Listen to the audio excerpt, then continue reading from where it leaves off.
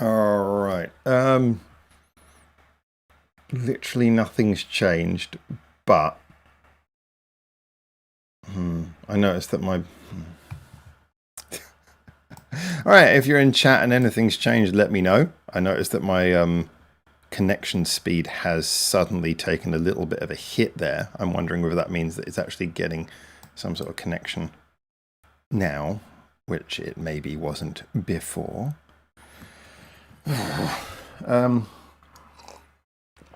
Yeah, I don't know if it's working now, then I'll give it another shot.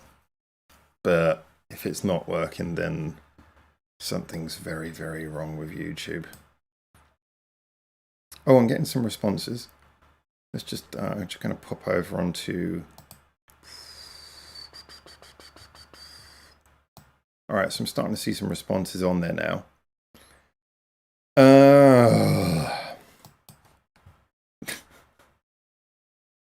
He not see you.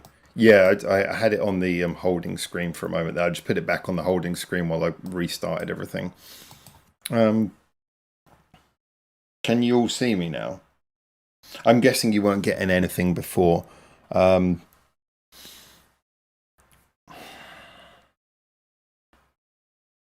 This is absolutely. Sorry, yeah. Sorry if this is where the stream is starting for you, then I do genuinely apologise because well, I mean, it's not my bloody fault, but I mean, I apologise for the wait. And apart from anything else, it's going to be really frustrating because I've just gone through so many bloody topics in so much detail that it's like I'm going to have to start everything again. Literally, YouTube. So I went to. You might have noticed that the stream was due to start quarter of an hour late. The reason being is I went to set up the stream, and when I went up to set up the stream, I typed in all the details, and you get like a little screen. You type in the details, type in the title, you upload the little thumbnail you've made, you do all of these things, and then you go, okay, right, set. I press that button, and then a thing comes up on the screen, and the thing literally comes up on the screen saying, there has been an error, try again. So, okay, try again. And you expect it to go back to a previous screen, but no, it just, everything goes away. And you're like, okay, set it up again, and then everything's gone. Like the fields are all blank again, so you type it all in again. And I had to do this a couple of times before it would even set up the stream. Just the stream was always like, no, something's gone wrong. I have to try again. So I ended up with like a little text document on the side of my screen, copy pasting all of the details, pasting, set up again. Finally, it starts working. And then I go live at 1:15. I'm like, oh, this is interesting. It's like, I'm not getting much feedback in chat. And then, okay, so I just ended up having like a very sort of chilled little monologue where I was just talking through a couple of subjects and stuff. And then I just kind of thought, well, there's nothing really, anything going on in chat. So I thought, oh, I'll bring it to a close at 2:00. And I was just looking at the polls, setting up the polls, running through those. And then, oh my God, what an absolute pile of donkey piss. Sorry, that's my it's my best description of YouTube streaming. So just absolutely hideously awful. Yeah, so it's been telling me that I've been streaming for like 45 minutes, and then yeah, it wasn't even broadcasting anything. Unfortunately, there was nothing in chat to tell me because I was just kind of responding to. There wasn't really many comments to respond to, but there was comments in there. I was just responding to them, and nothing came up in Q&A either. So I was just like, I was looking at it like, nothing to respond to. Obviously, from your guys' side, you didn't know what was going on either. But yeah. Funny thing is that when I was getting like comments like this, it was actually this comment ironically. Because again, this is what I always say to you guys, context. I didn't know what this was about, but I was actually, at the time, I was actually researching something on my phone and it wasn't working properly. So I wasn't getting the information. So I thought that's what you were talking about. But yeah, no, and then lump hammer. I still don't know what this one means. Lump hammer, my favorite. What does lump hammer, my favorite mean? But anyway, yeah, there you go. So yes, well, that's an absolute. It's an absolute kick in the teeth. But hey, at least I've had. You know what they say? See the positive. At least I've had a demo run talking about everything. Oh.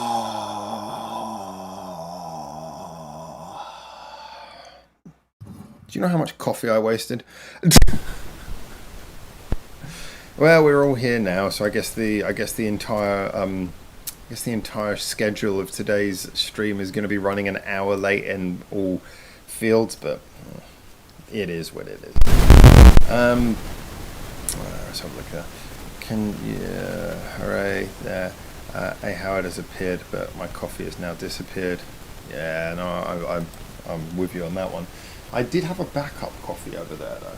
That was supposed to be for the Twitch, but I guess that's going to be for YouTube now. So, back to the start.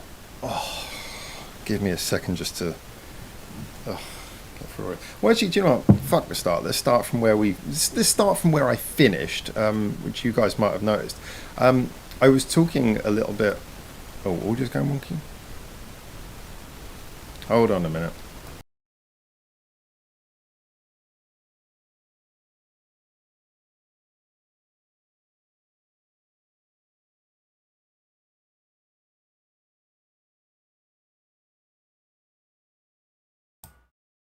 All right, that should be better. Yeah, sorry, I started packing up the audio. I started pulling out the microphones when it suddenly I noticed like the messages were coming in still, and I was like, wait, what?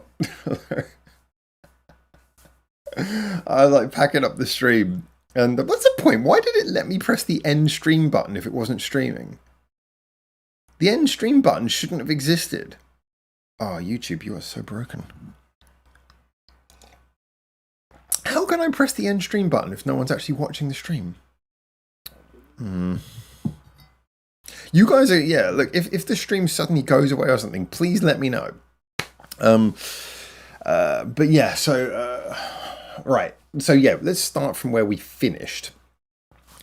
Where I finished, which was, I was actually talking about the fact that when it comes to the way I got onto the subject is I was talking about some of the YouTube Shorts things that I've been doing recently, and a lot of it's been kind of me playing around with different ideas for what I wanted to do, and an idea that I thought would be quite fun, as you might have noticed from the Sheena Ringo short I released the other day, although that one didn't do very well, was that I thought I'm just going to take things that I see in the comments, like interesting things that come up in the comments, and then just do a little video sort of diving into, okay, is it true? Or, you know, what do I think about this? Or, oh, someone suggested, oh, you should check this out, so let's go check it out in a little short video or something.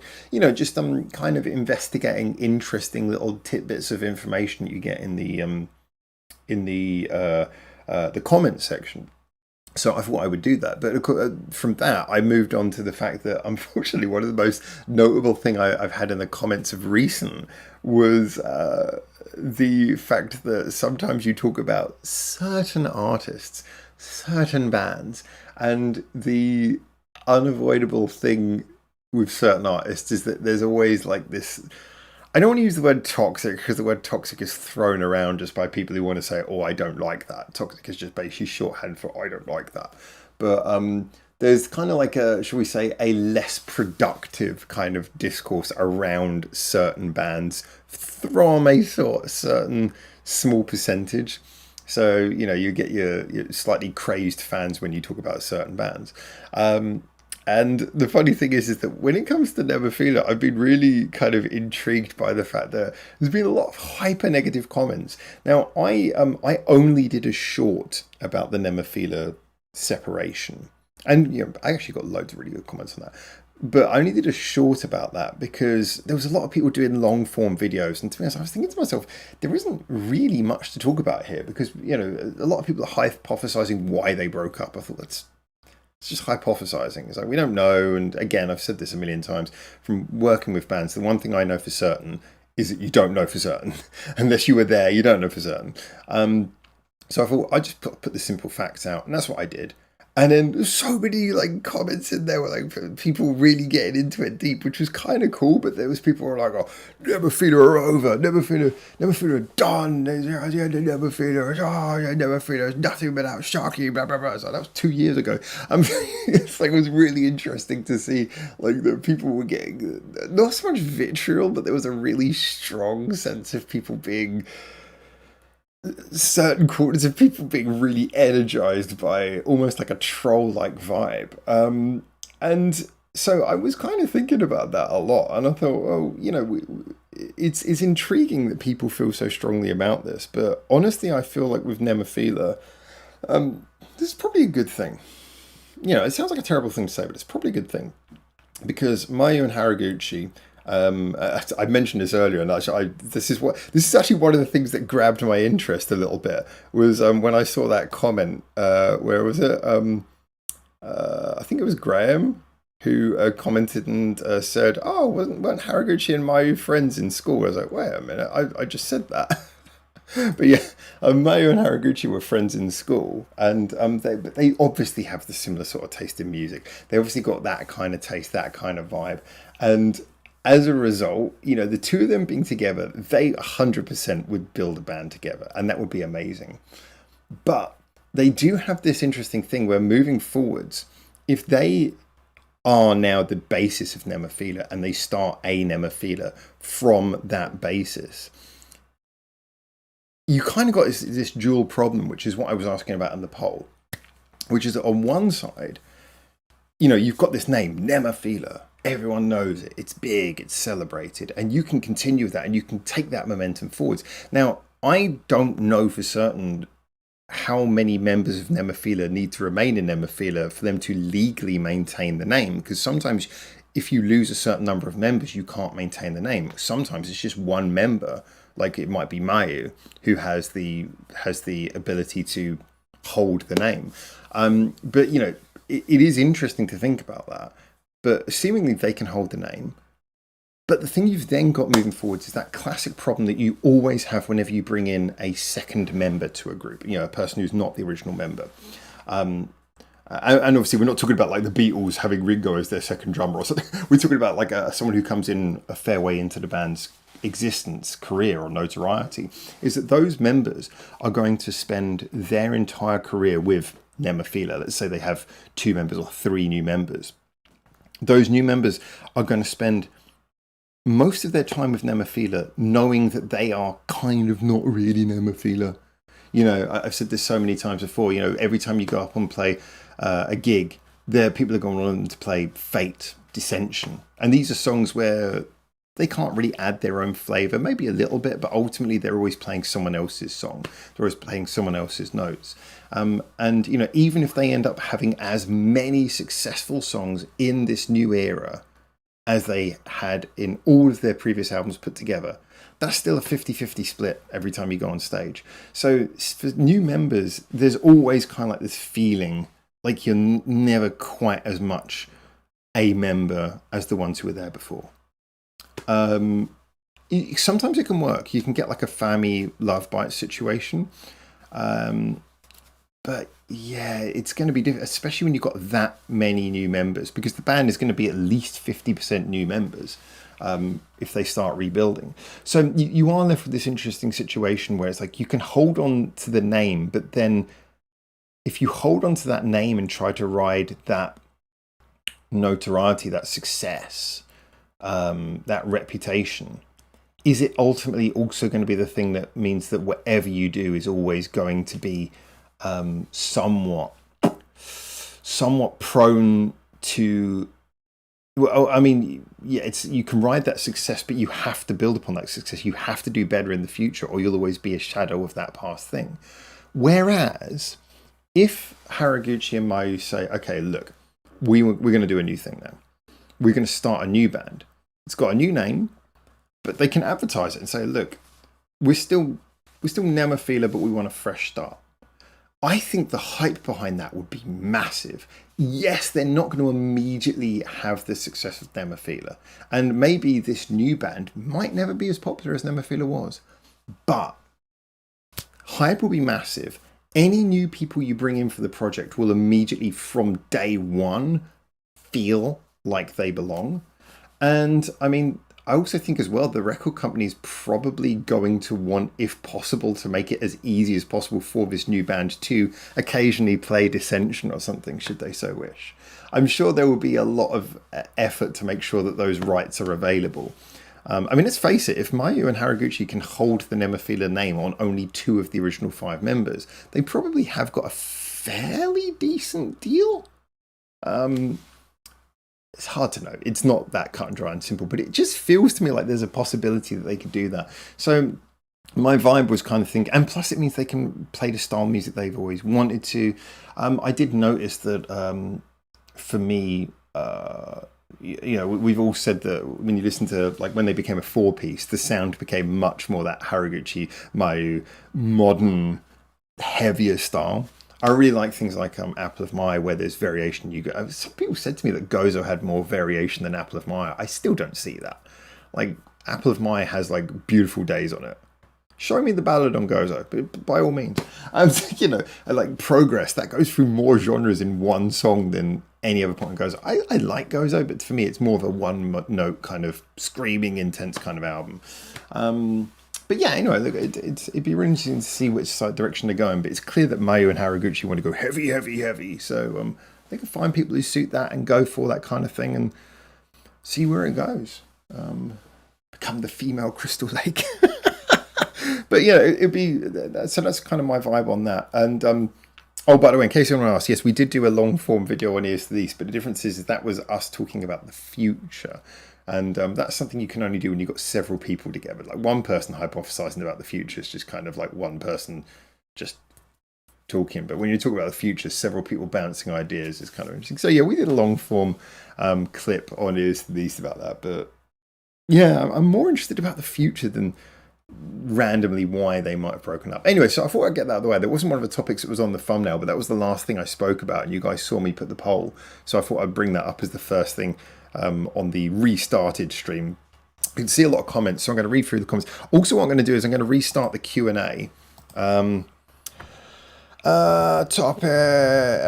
Any questions or topics you wish to discuss? All right, start Q&A. By the way, big thank you. I will mention this as bugger off. There we go. I will mention thank you to the people who were still joining in the posts, the interactive posts, even though the stream wasn't coming through. But yeah, the Caramel CANDiD one was really interesting to see. Thank you to everyone there. So we had 12 votes and 6 people saying it was the usual goodness, which is really nice to see people. Yeah, sort of enjoying that. 25% above expectations, which is fantastic. So that means that of the 12 people, 9 people really enjoyed it. And 17% have licorice toothpaste, which was the that was the Joker option. Only 8% not so much their thing, but that's cool. I mean, again, I really like having the honest votes on there, but it is nice that as a general, people seem to really enjoy that. Before I start getting into that though, let's have a look at some of the comments, just see what you guys have been mentioning here, and then we'll start to pick up how it has been.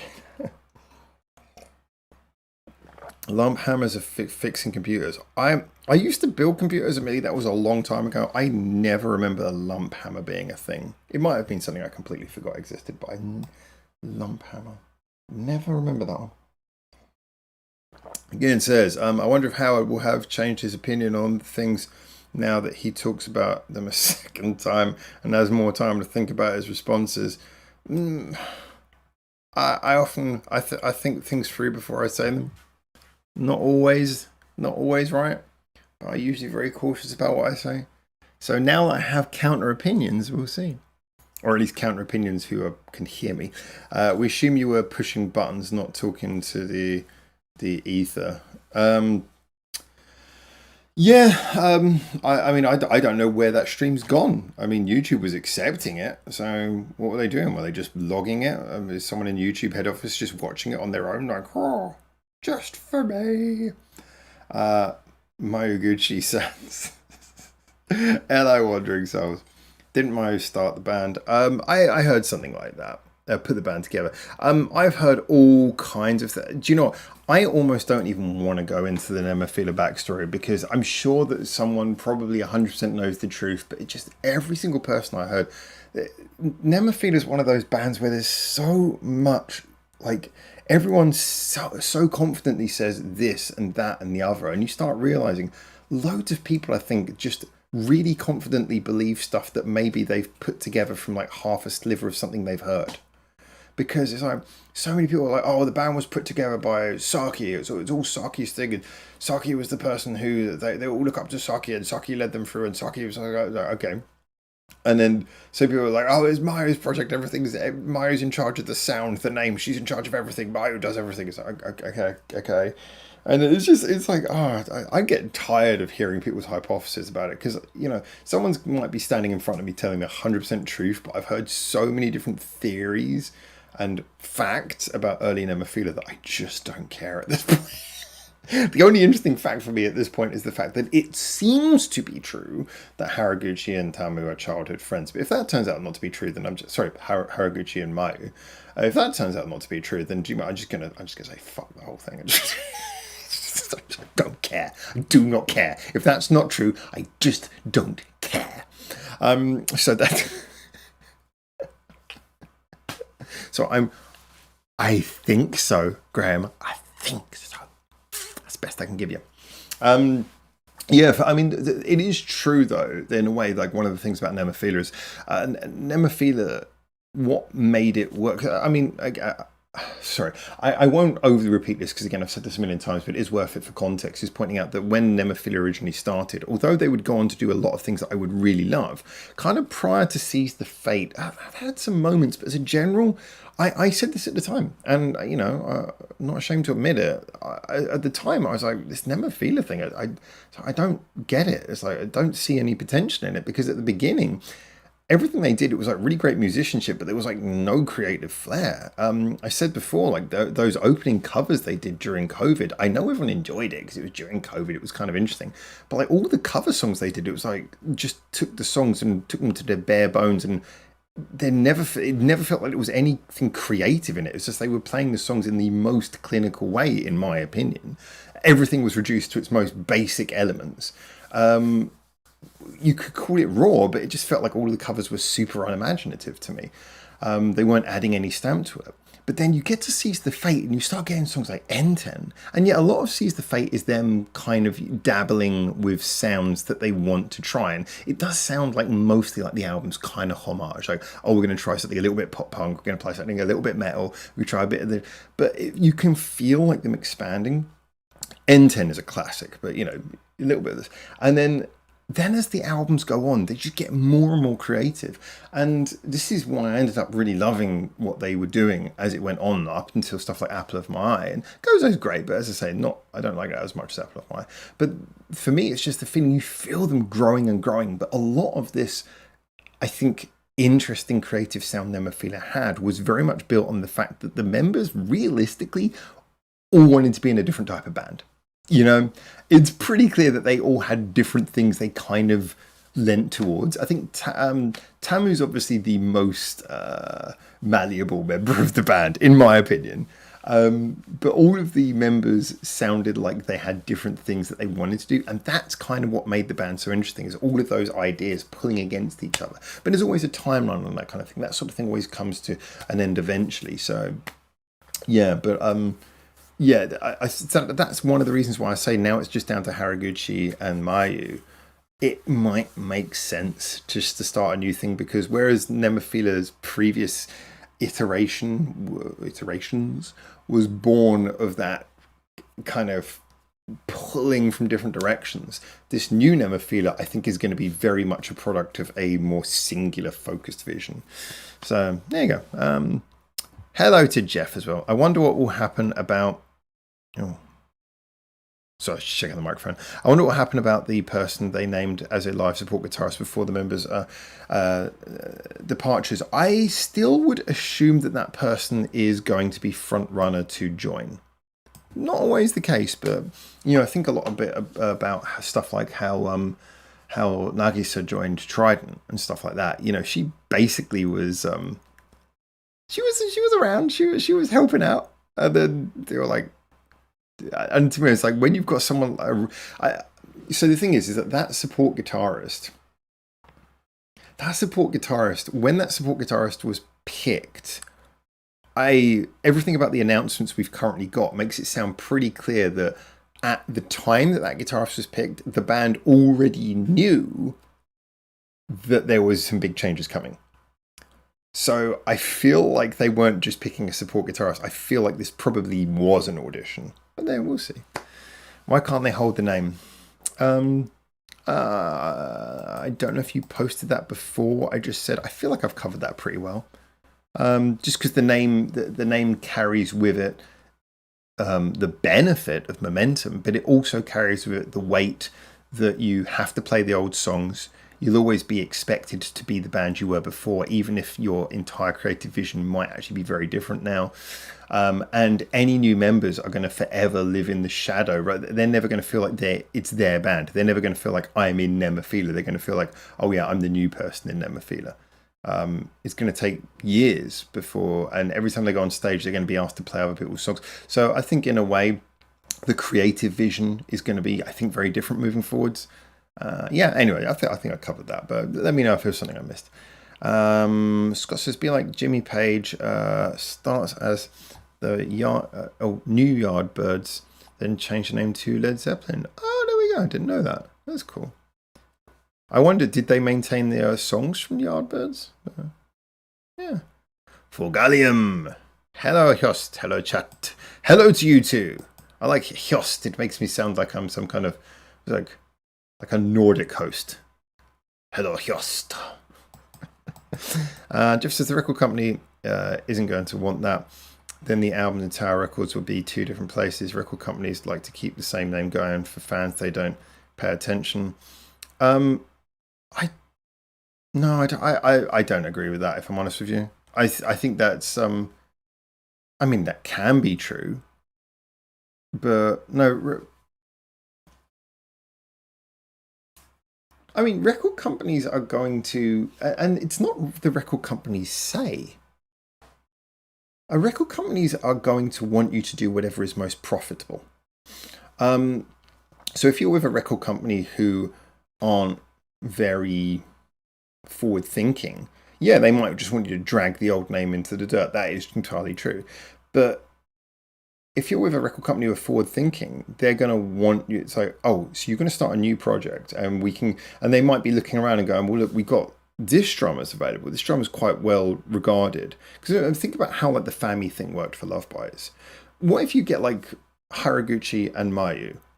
Everyone's waiting for the new Nemophila, and then they get some really famous drummer. I can't think of one from the top of my head, but they managed to filch some really famous drummer from another band or who's famous online or something. Put them in.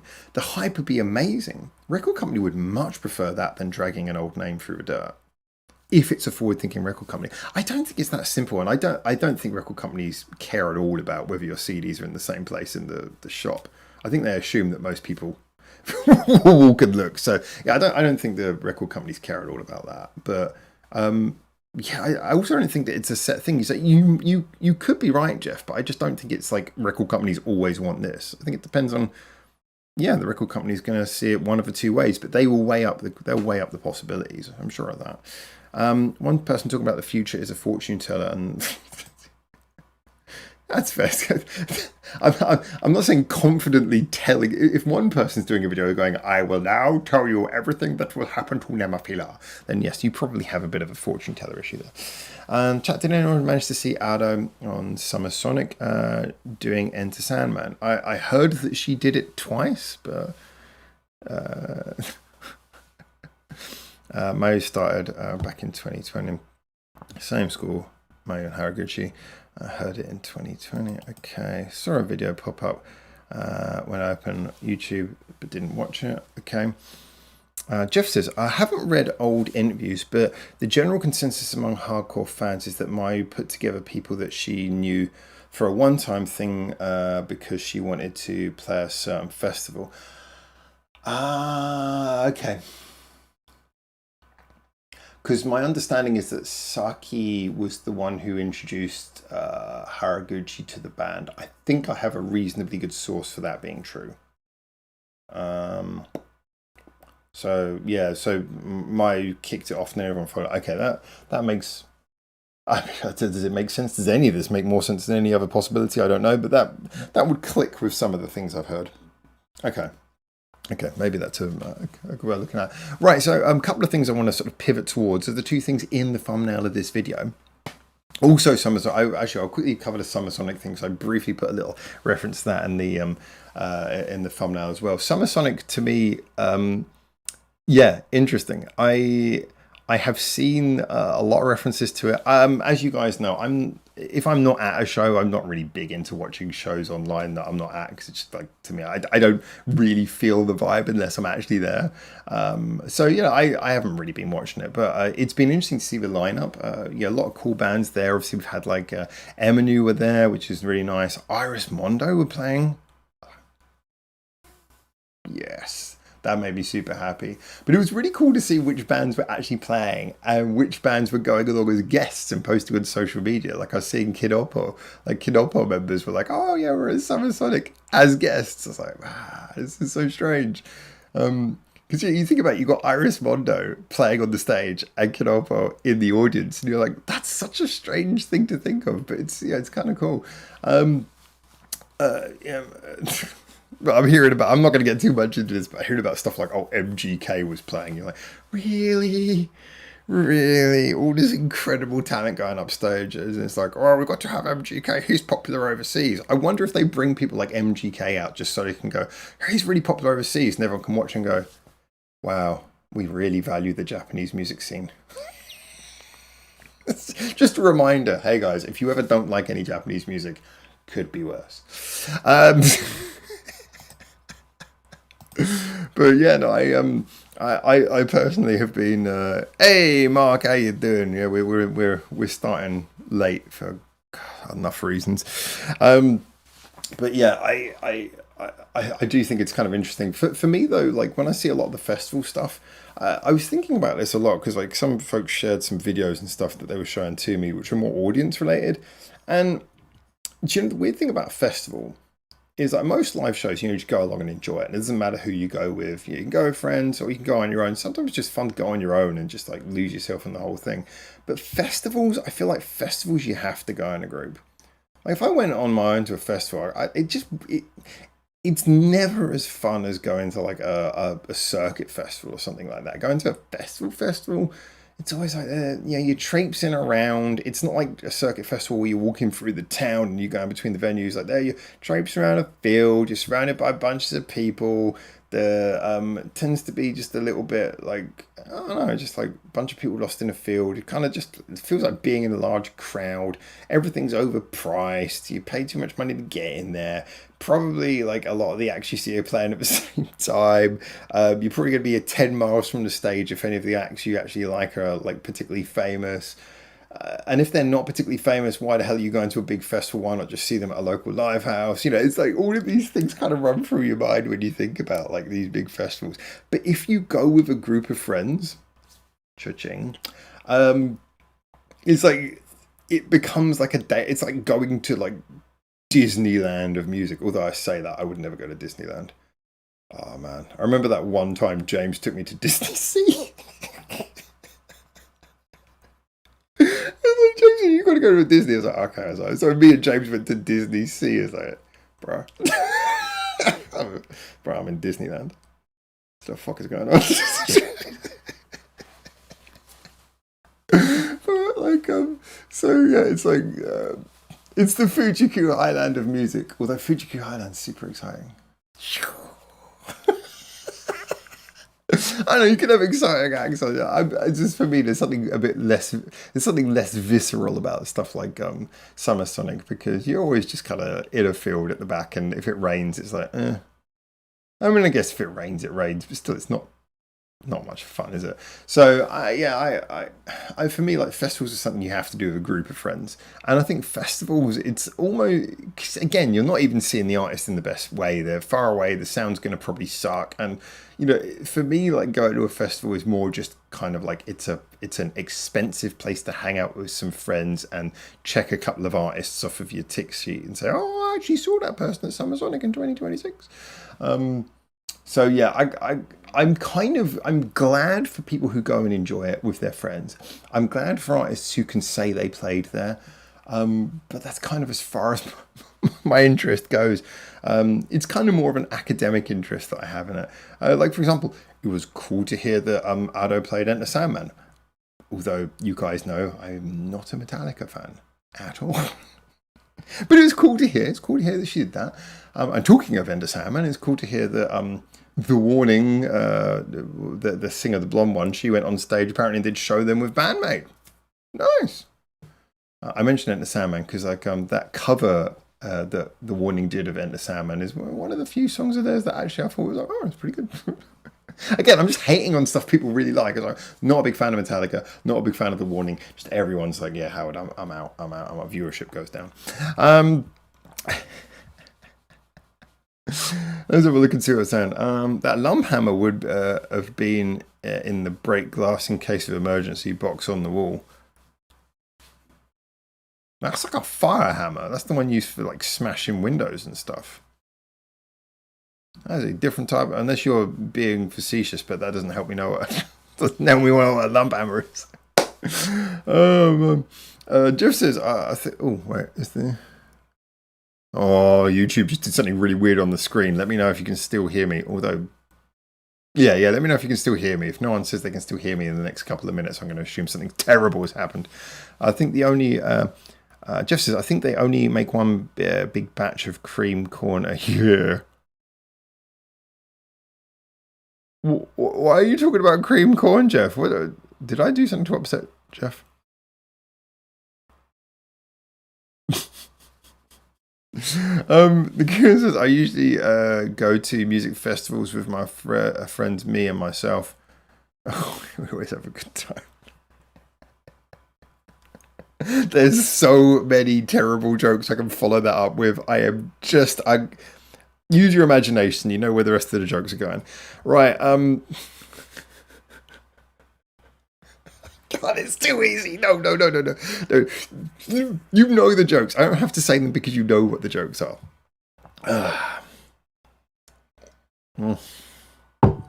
Thank you, everyone.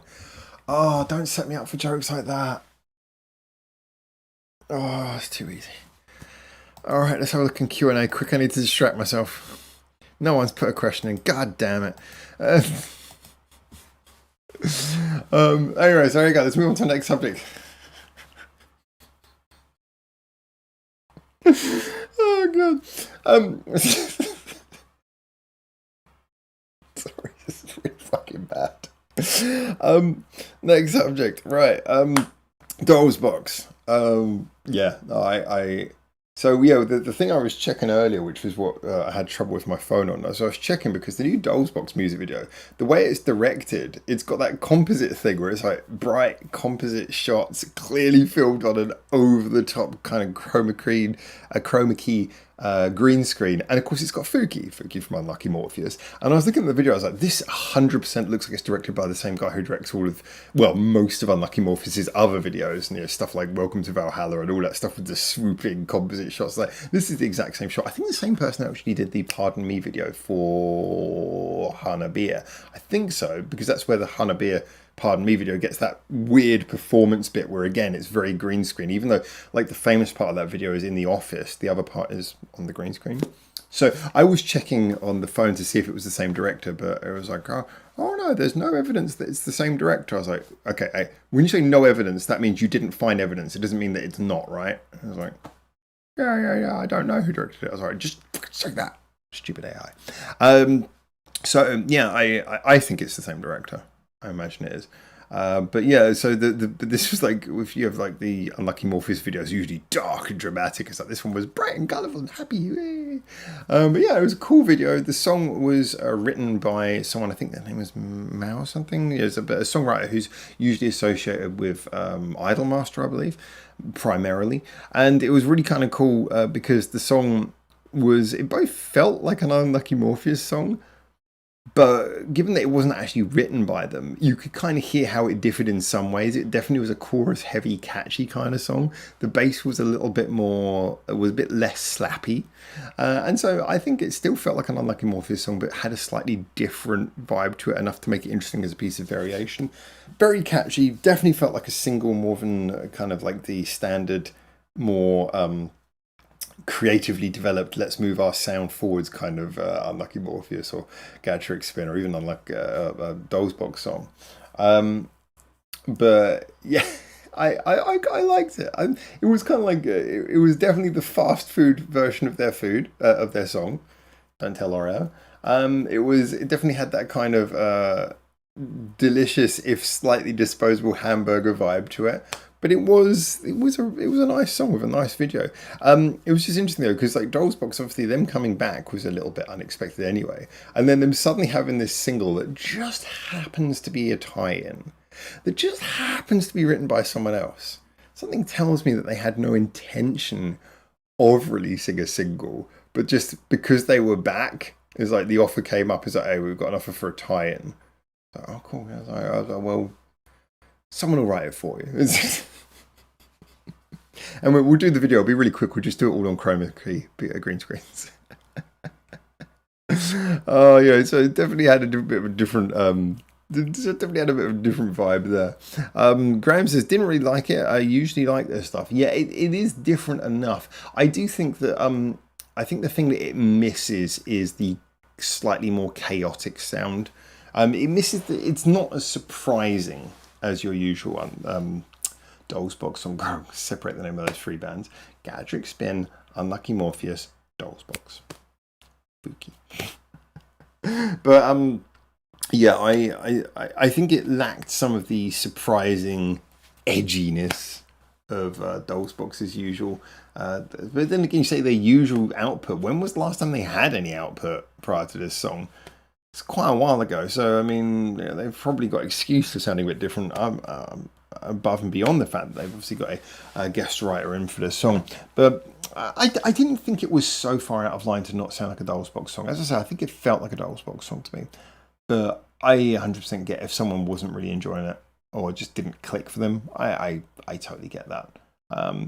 As for me, it's definitely on the simple, easy access, nice fluffy cheeseburger side of their discography. Side of their sound, as far as I can see, as far as I can ascertain, that's what they were going for, and I think they achieved it. And I think it was just a single for the sake of a single, and yeah, better something than nothing.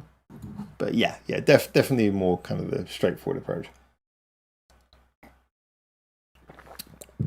Does Fuki take any time off?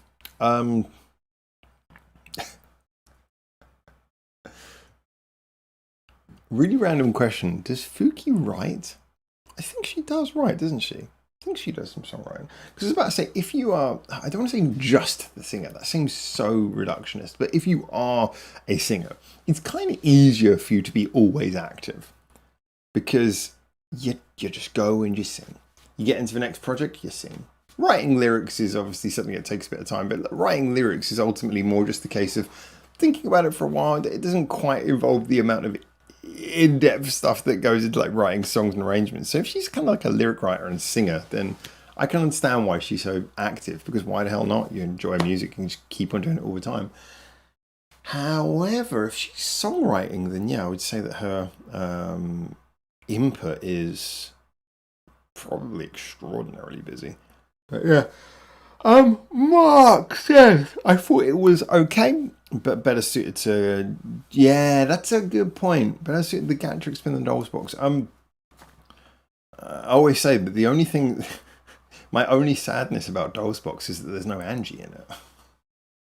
But then again, it's like, does that just mean that I want Gadric Spin as well? I kind of want, I basically just want Fuki to be like a permanent,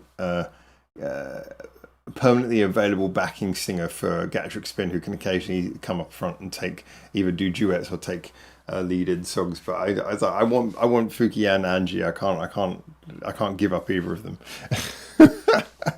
But yeah, no, the song, Fuki's style, she was singing in a bit more of a upbeat sort of poppy style. It kept her usual vibrato and everything, but definitely much more that sort of preppy poppy kind of upbeat and higher register style, which maybe we'd more associate with Angie. Not entirely, but more than Fuki usually. But although that is true, kind of in a weird way, it was also interesting just to hear Fuki stretch herself to doing something like that. I felt like Fuki was doing something which was kind of different from her usual wheelhouse. So it's weird because, as you say, that what is variation for Fuki ironically takes him closer to the Gadric Spin sound and makes you, I think, as listeners, well, why not just do a Gadric Spin song? But yeah, there you go. So, Vidal, I'm reading it as Vidal. Hey, not sure about Hanabiya, but it's definitely the same studio that makes videos, Unlucky Morpheus videos, Limit Maker Film. Thank you. And yes, the release was not planned. They just got an opportunity to do the soundtrack. Yeah. Okay. So it looks like I was 2 for 2 on that. Thank you, man. Much appreciate that. Probably through Fuki since she did OST for them before I heard about this. Yeah, apparently like her solo stuff, she had connection. Good point. Director, cinematographer, editing, Naoki Takayama. Okay. It's one of those names. I'm not sure if I know it or not. I'm going to assume I probably don't, and I'm probably just having like a little bit of an echo in my mind telling me I know that name, but I probably don't. But yeah, I'd be interested. Vidal, you seem to be quick on the search. If you can find out whether that's the same director who did the Pardon Me video, I can't remember if I searched that before. Maybe I did, but I remember like the minute I saw the Pardon Me video, I just immediately looked at it and I thought, yeah, that visually it reminded me in the performance bits at least very much of the Unlucky Morpheus video. So I don't know, I might be wrong, but I think it might be the same director. If you can find it out, don't pressure yourself or anything. Feel free to chill and enjoy the stream by all means. Number 6 says, I like the B-side more. It was composed by the band with lyrics by Fuki. I haven't done my reaction yet for that, so don't spoiler it. I'm looking forward to it though based on your description, so thank you. That's Gacha BOXX. This is great. Yes, it is. All right, let's have a look and see if Q&A's got anything in it. Oh, it does. Thank you. All right, Turner and Romer, thank you for putting in. All right, so dive into some of these topics then before we move on to anything else. Torah says, what do you think about the Hanabiya Chika situation? She's on hiatus for medical reasons, and that's all the info the band gave. Chika has yet to say anything. I just hope she's well. It's a very good question. I've kind of covered this a little bit in a previous stream, so apologies for anyone who might know the basics of what I'm going to say here. But I think this kind of straddles a couple of issues. First things first, let's take the basic one of like what it means for her career, or how everyone's looking at this for her career. Everything that was posted by the rest of the band about around the time that she went and needed this medical care, there was a lot. Well, there was very clear statements made within the overall statement of, we are looking forward to and preparing for her return. This was made abundantly clear in the press release. And that's something you don't really have to type. You're kind of expected to, but you can be ambiguous about that. And I felt like they overtly made that point to make it very clear they want her back. Now, I believe that, and this might not be in question at all, but it is worth saying first of all, because people tend to get very quick to hypothesize about this kind of thing. Like, oh, well, I guess they're kind of like, they're just trying to find a way of sidelining her. Oh, now she's ill, she won't come back. Blah, blah, blah. But I think that Hanabiya are genuinely wanting her back. And considering their past history with stuff like drummers, yeah, I can understand why they would want to stick loyally to someone who's been loyal to them in such a good way, and it has been a while now. One of the first these videos we did actually was about SIITA when she left. But yeah, so I think I think they are very much hoping for her to come back, and I know they played with the Crystal Lake drummer, I believe, at one of their recent shows, and which is why that name came up when I was talking a moment ago. And so yeah, I think they're just sort of treading water, biding time, and hoping for her to come back. But of course, the problem is they haven't, as far as I'm aware, said what's wrong in detail. And again, this is something where I want to be careful to say in detail or clarity, because it's sort of thing where they might have made some passing thing and then someone's put it together with something that happened to Chika before, and they go, well, it's definitely obviously this, and people love to put together like little clues and come up with completely unfounded assumptions. So I do not think that there's been any definite confirmation of what's wrong, and therefore it's hard to know how she's doing, when she's going to get better, what's going to happen there.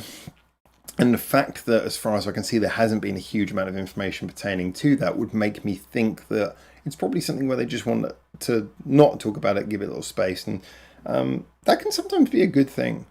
You know, when people don't want to talk about what's happening with a person who's recovering, that again, that could just genuinely mean they want the person to get well in a good, safe environment.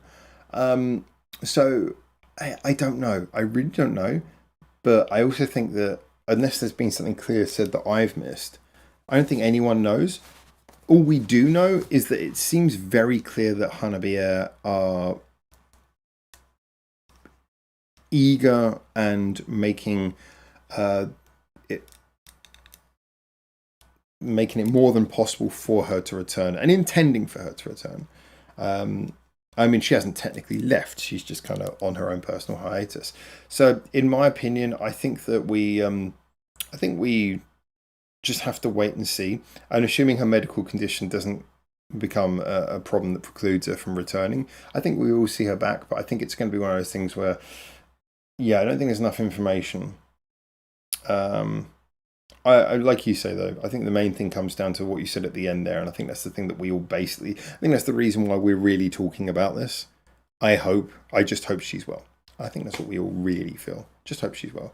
And unfortunately, in the absence of information, it can be a little bit frustrating because we don't know if she's well. But I often think that if there's an absence of information, that usually means that they are making sure that she's having every bit of space she needs to get well. So at least we can say that she appears to be in good hands. And everyone seems to want her back. So I would say to feel positive, but yeah, unfortunately, I don't know much more than you do there. Fair point, though. Fair point. Damn, good question, Toyota.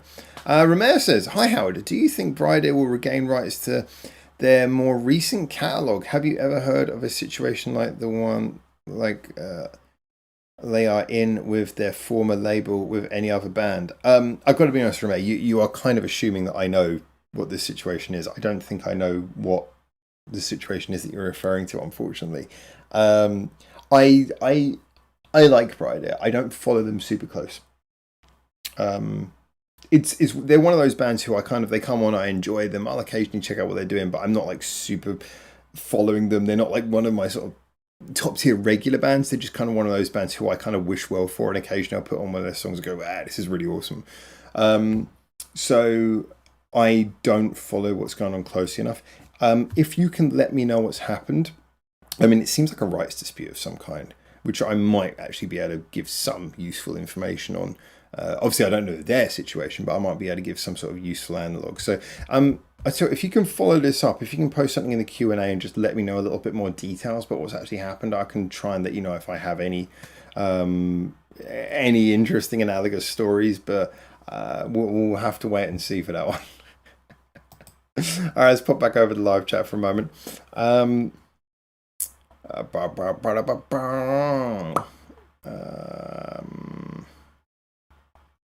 Where was I?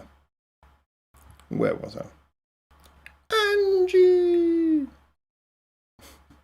Hey, Vidal's got this. Alright, so music director Takuya Aoyama. Okay, producer Mao Suzuki. Yes, for Hanabiya. That's the info on the MV, so probably no. Yeah, sounds like it's not. Yeah, okay. That director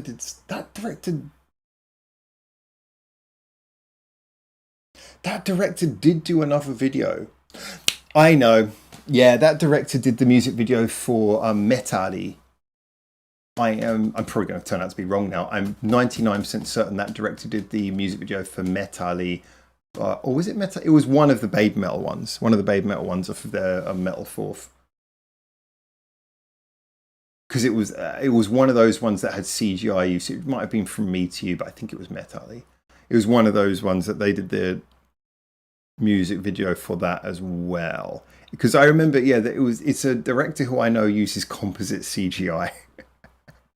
Well, not CGI, well, CGI, but uses composite 2D frames on a 3D set. Which From Me to You and Metali both had that 2D on 3D CGI composite thing going on. Yeah, my assumption is that she'll return. I think so as well. And thank you, by the way, Fidel. You're doing amazing stuff in the background, keeping this information going. Also, Limit Maker Film works on a bunch of other Gatrix spin as well, both with MVs and shooting live videos. Wow, sweet. I need to do a bit of research into them. Did Hammerbeer have a male drummer to start with? It's a good question. They started those early videos of them are really interesting, but they're so dark. Akai Kurage, drummer, has health issues also. Oh, they did say that he lacks energy and doctors haven't yet found the cause yet. Now they have a substitute that seems to fit right in socially. I mean, that's great, but that's really, that makes me feel sad, like the sort of thing with Katana from Koi when she like, and what's her name, Reno from Oldius, when it's a throat thing and you're a singer and then you're a drummer and you've got like an energy problem. I don't know if it's like one of those sort of chronic fatigue syndromes, or I mean, sometimes people get like stuff like it could be a parasite, it could be anything, and you just think, oh, that's really tragic. So I hope they get well.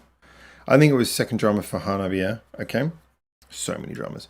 Yeah, they had the male drummer was when I first heard them. Damn, you are a long-term fan.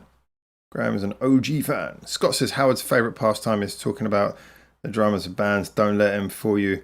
He's always responsible. Man, when I'm chopping up these bands, drummers got to go, Scott. Drummers got to go.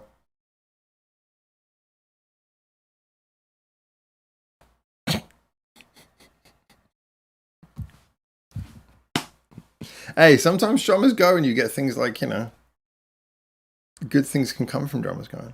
Sometimes drummer goes and then a new dawn comes with a new drummer. Nagisa. Things get, significantly better. Trident. I fucking love Nagisa. If you've seen Generation Gap by GS, you can see that it's the same studio with float green screenshots. Yeah, floating green screenshots. Well called out. I mean, the funny thing is with Gatry Spin, I keep on coming back to this, is the fact that I've recorded so many sessions in the exact same room as Hana. Me and Hana regularly use the same room. That just kind of makes me laugh so much as I I don't know if she uses it anymore. I haven't seen it. She used to post like social media videos. It's always standing in like the room that I always use, standing by the same little shelf where I'm used to putting like my little sound card and drinks and stuff. And I'm thinking, yeah, we use the same room. It's funny because as I keep on saying, in that studio practice room thing, in the reception they have so many Gatrick Spin like flyers and leaflets. And so even the first time I went there, I was like, sus. But yeah, I don't know the studio they use, but I'm assuming that Limit Maker actually have that studio. Number 6 says Takuya Aoyama, directed From Me to You, no credits listed on Metali. Yeah, no, it's probably just From Me to You. I do remember, like, because when I saw the whichever one of those videos it was, I remember I saw a video and it immediately reminded me of, in the direction star, reminded me of the Pardon Me video. And just in my head I was thinking Unlucky Morpheus, because again, Unlucky Morpheus, it's the 2D on 3D composite shot thing that was reminding me of it. But no, it was From Me to You, because From Me to You has that very... If you look at the way... I do think this applies for Metali as well, but if you look at the way that From Me to You works... as a music video, and then you compare that to the performance part of the Pardon Me music video, very similar the whole way it works. The scene dressing is very different, but the way that the camera is very much focused on swooping. You've got like the circular central part, again the use of the composite, and also kind of like a bit of a fascination with unusually dark kind of tones. The lighting has a similar kind of vibe as well. So yeah, that adds up. Thank you for checking that, guys. You're being awesome. I really appreciate that. Just going to check into Q&A, see if Romeo's added anything to the previous bit. Hey, Romeo's got into us. Right, let's have a look and see. Bride got into some kind of contraction issue with their former label. I think it might be contractions when you're pregnant. Contractual issue with their former label, and the label took all their songs from the past 2 albums off all streaming platforms and any related MVs from YouTube. Oh, from their last 2 albums, they were really strong albums as well. Have I got? It's actually interesting, because usually when that happens, as a reactor, I would get like some kind of thing come up telling me that the video is no longer possible. So I know this is a quick deviation, but I'm actually going to mention I found, I think it was last year, I found a video to my first ever reaction to girls rock band Kakame, and I found it because it was a video that I'd saved because I really enjoyed it. So I saved like my reaction, and of course that reaction got deleted, not by the girls rock band Kakame thing. It got deleted by YouTube when the band who shall not be named caused the channel to be closed down, because one of the knock-on effects, it wasn't just that the channel got closed, but any video.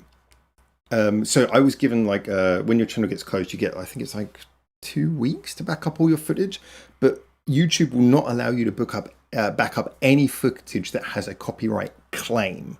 So, you know, the band who shall not be named put a copyright strike, like took action against the channel. Some bands will do blogs where your video's not visible, but a copyright claim literally just means that a band's gone, hey, it's fine, we just we're going to take the revenue from it, which is what I really like. But YouTube's like, well, as your channel's been had 3 strikes, you can back up any videos, but nothing that has a copyright claim as part of the legal framework. So even the bands who are cool with me uploading reactions, I couldn't back up and save them, which means we lost, I had like hundreds of videos and we lost over half of them, which is why now if you look at the old channels and Buck a Breakdown, there's not that many. If you go back to 2019, you might remember that I uploaded like 2 videos every day, but you look back and there's only like a couple of hundred. So it's nowhere near as many as were actually uploaded in that year and a half. So yeah, I lost so many, but there's a couple that I subsequently found that were backed up on little USB pens or stuff I was working with, and one of them was that. So I was thinking, this is where I circle around to the point. I was thinking about re-uploading that. But I was thinking at the same time, if I re-upload that, I've got to be very aware that I'm re-uploading a video that the band themselves have taken down, as I'm not sure if that's necessarily a good idea. So I'm thinking a lot about that before I do it. So I might have to do it as a community only thing. No, the legal on none of my Brido videos has changed. So, okay, so not yet. I'm sure I'll get some message soon saying they're all copyright blocked. Right, so where does this leave me? Well, the problem is with this is that it raises a very interesting question. So your original question was, do you think Brido will regain rights? Have you ever heard of a situation like this? I have heard of situations like this. There's complicated ones like the one with Puffy. Puffy, when they were in the US, dealt with, you know, a lot of the licensing got muddled. And as a result, like some of their songs, they can't publish some of their own songs on streaming now. And so you got bitty things like that with the albums being broken up and all kinds of weird stuff like this. So it's not the first time I've ever seen it. It's not so common these days. It used to be much more common because it used to be, I don't know if this is even used at all anymore, but there used to be a framework where, and this is something that Puffy came across, where Japanese copyright was like, you had copyright was done in Japan. And then you had what was called rest of world, which is like bands would have 2 copyright frameworks. One was for Japan, one was rest of world, which is basically if they have anything, which is why with a lot of old Japanese music, it was almost impossible to even see it if you're in a different country because they didn't publish it in any way you could see it. They'd have like short videos and stuff because of the fact that there was no legal protection for their music outside of the country. I am going on a different tangent now again, aren't I? So yeah, as a result, you had like a lot of these weird complications back then. But these days it's very uncommon unless, as you say, there's an open dispute. And that is a very big problem. Because if there's a dispute, that would not be done lightly. I'm assuming that whatever the falling out, and it's so important to say this, unfortunately in these situations, this is a prime example of one of those situations where we do not know. We cannot know. You know, whatever's going on is something that's obviously way beyond what we can see from the outside. But whatever is going on, it seems pretty serious.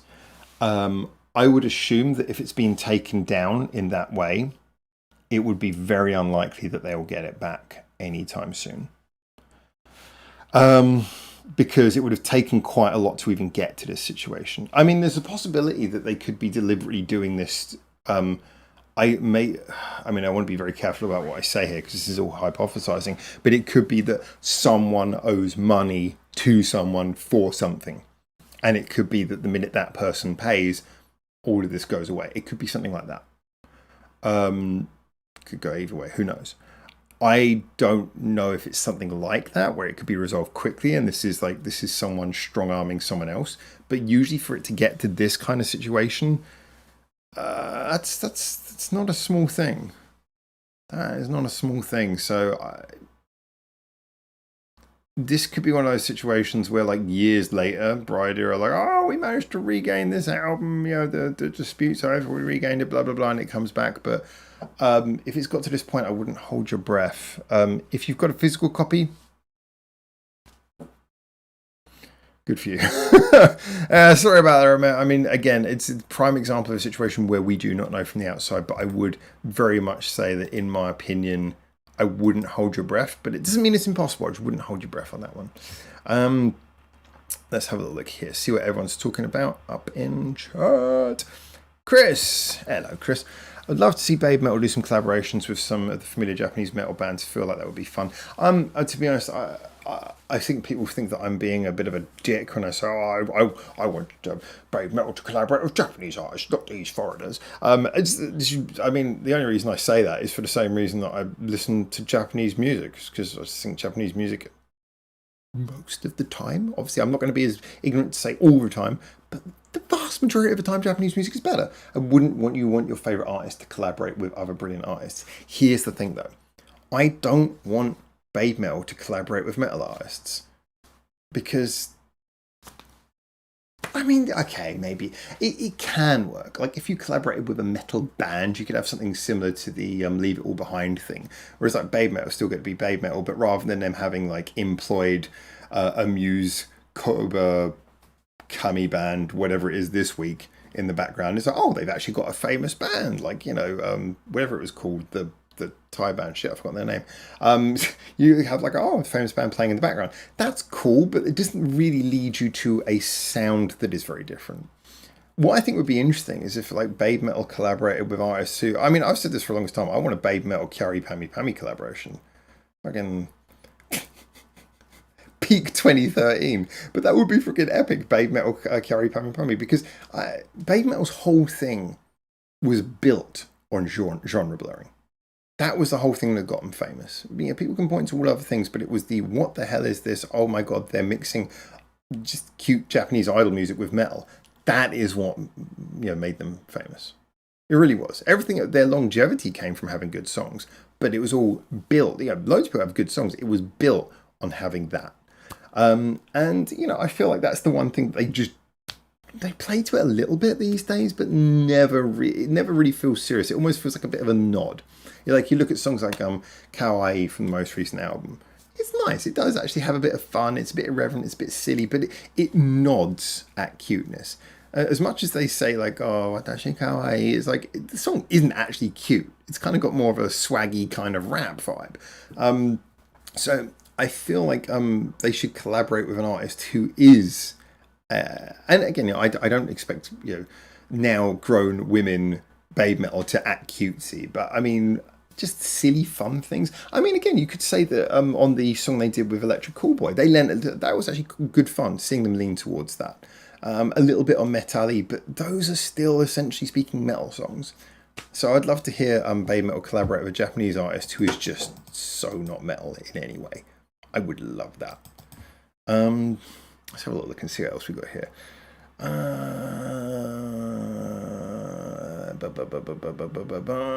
I would love Babe Metal to do collabs with Japanese bands too, says D. Roberts. I'm going to call you.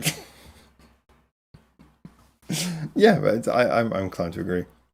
Oh, Jeff actually said I want a Babe Metal KPP collab. I don't know if Jeff is maybe responding to the fact that I've been calling for this Babe Metal KPP collab for a ridiculous amount of time. I've been going on about this for years. It's always my go-to. I mean, I'm sure there's other good collaborations they could do, but if anyone asks me, like, who should Babe Metal collab with, I always say KPP. Graham says, I'd like to see more of Babe Metal as band. You hit the nail on the head there, though, Graham. I mean, that's the thing. They got this new three-piece lineup, And I keep on saying this, like, how long has Momo been in the band now? 3 years. How many songs do we have of baby metal as Sue, Moa, and Momo? Just baby metal, Sue, Moa, and Momo. How many total? 3? 1 a year?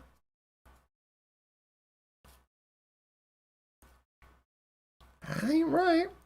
Um, yeah.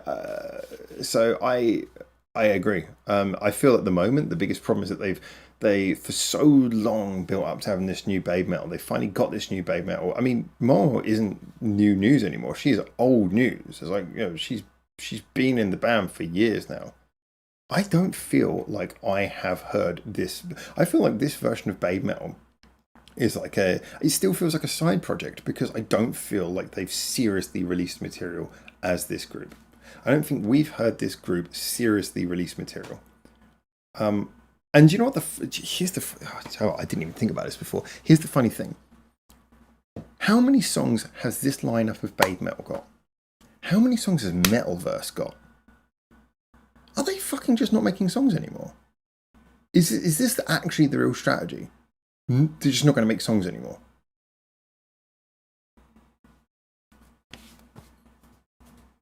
That is a really good point. since like Metalverse, no, not Metalverse, Metal Galaxy, sorry. Since Metal Galaxy back in what 2019 or whatever, how many just baby metals? Oh no, because we had the other one. That's fair enough. Since the other one, then, how many just baby metal songs have we had? And how many just Metalverse songs we have? Can someone get me a total of that?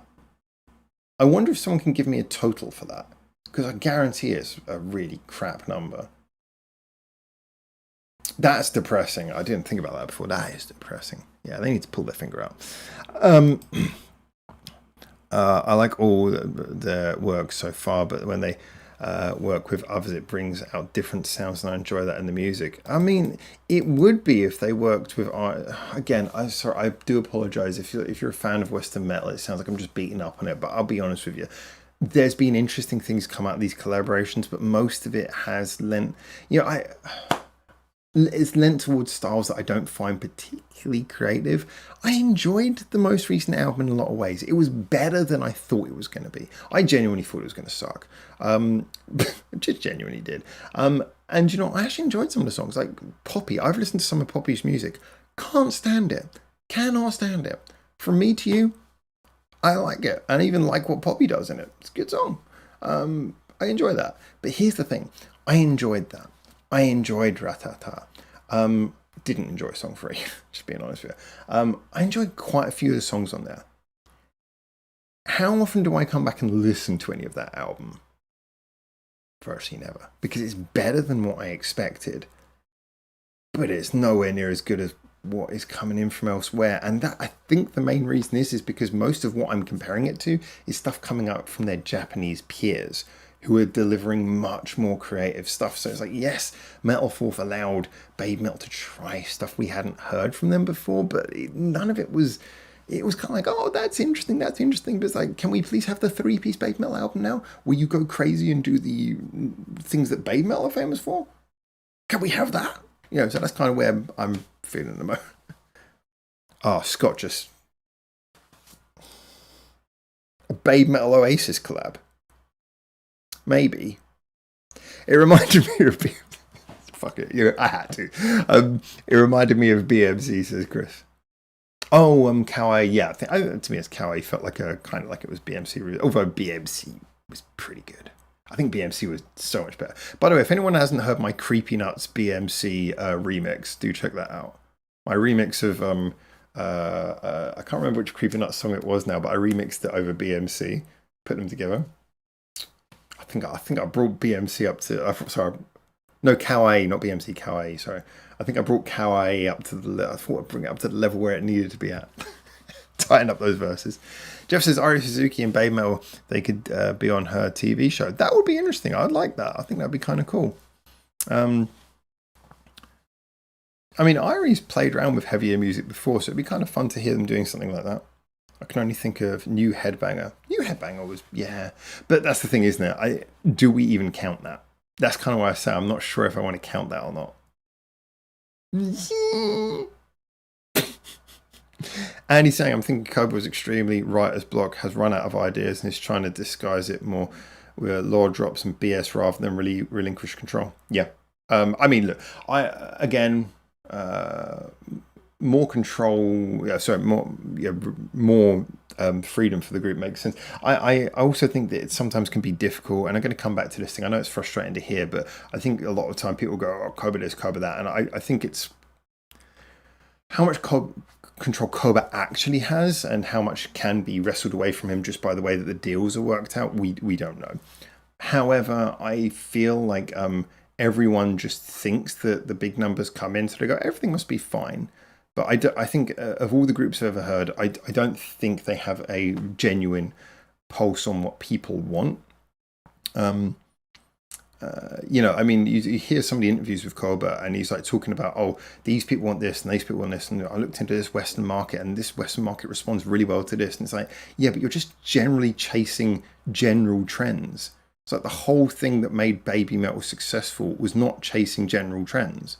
It was being the alternative to the general trends. Because guess what? If you're a valid and interesting alternative to everything else out there, people will come to you, and they'll come out of the woodwork, and there'll be people who don't. Because the thing is that people do not always announce what they want.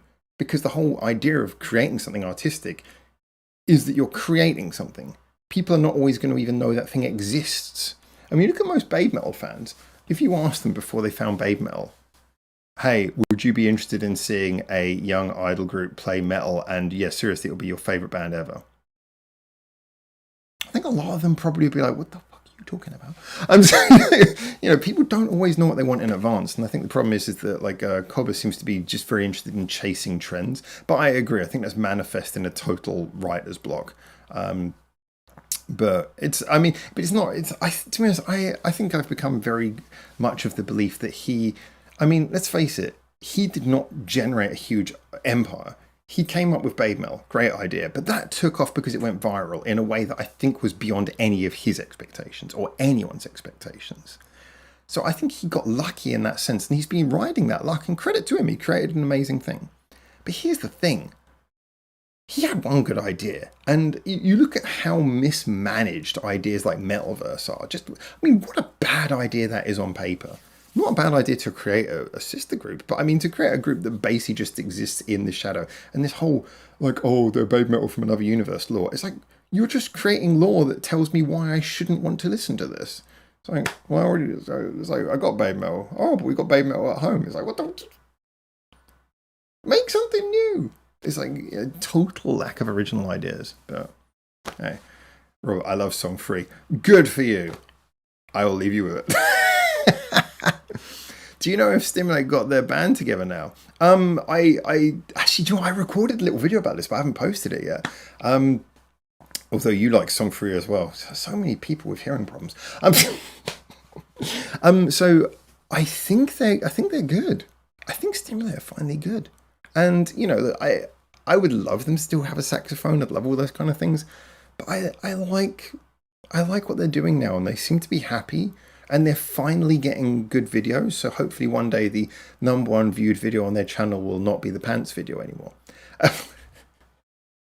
Look it up.